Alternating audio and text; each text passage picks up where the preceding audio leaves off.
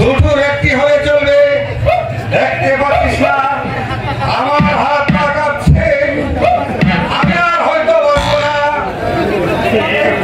কি বললেন হুজুর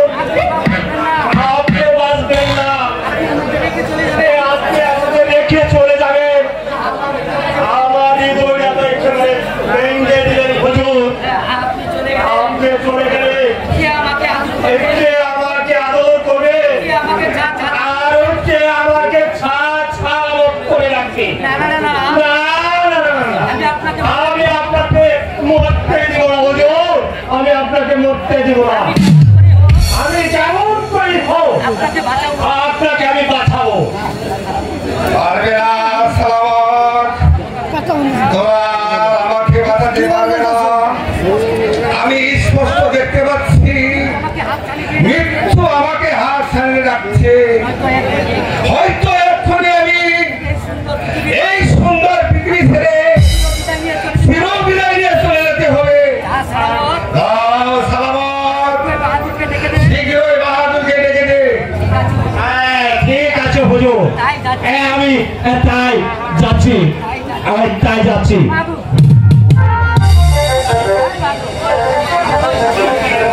আমাকে কেন স্মরণ করাচ্ছো ভাইজান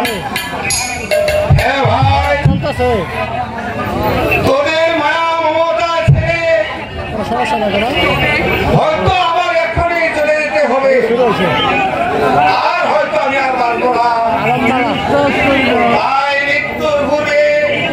তোকে কিছু কথা বলে যেতে চাই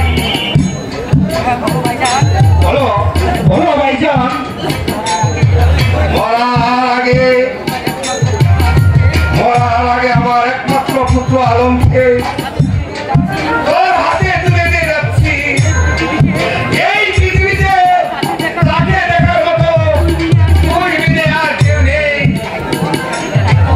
তাই তো আমার আলমকে মানুষের মতো মানুষ করে গড়ে তুলবে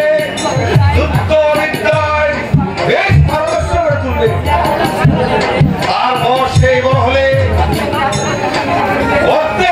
তার নামে লিখে দিবে এটাই তোর প্রতি আমার অনুরোধ এই ব্যাপারে তুমি নিশ্চিত থেকো ভাইজান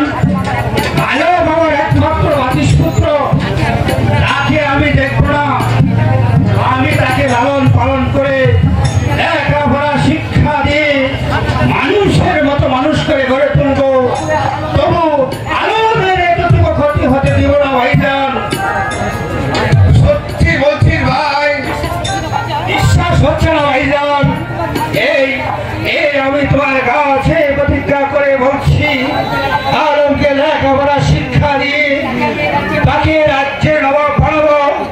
অর্ধ রাজ্য কেন সে হবে সমস্ত রাজ্যের মালিক আলমের জন্য তুমি কোনো চিন্তা করো না ভাইজান এবার আমি একটু শান্তিতে মরতে পারবো দেখি বাহাদুর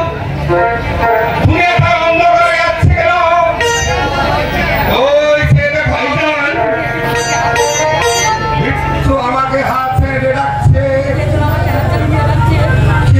আমাকে হাত ছেড়ে ডাকছে আমি আর দাঁড়িয়ে থাকতে পারছি না ভাইজান বাহাদুর দেখো আমার আলমকে দেখো আমি শেষবারের মতো তাকে আমি একবার দেখে যেতে চাই আলমকে এখানে পাঠিয়ে দে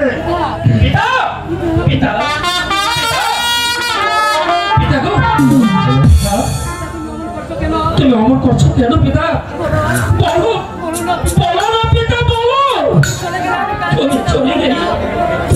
গেলে আমি কার কাছে থাকবো কে আমাকে আদর করবে কে আমাকে লালন পালন করবে